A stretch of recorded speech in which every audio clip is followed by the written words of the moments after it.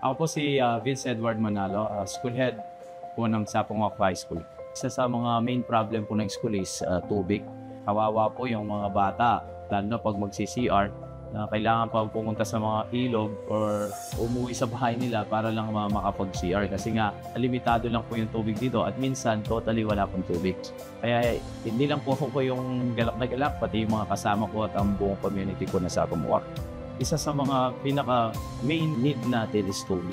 Nung dumating nga yung project na ito, napakalaking blessing po ito. Number one, significant na tulong sa mga bata yung pagdating sa pag-CR, pag-toothbrush, paliligo, nagagamit na nila. Pagdating naman sa mga pinapagawa natin ng mga buildings or sa mga projects sa school, napapabilis po natin. Hindi na po kailangan manggagaling pa sa baba yung tubig. Mismo dito sa school, mabilis na yung tubig. Unlimited pa po.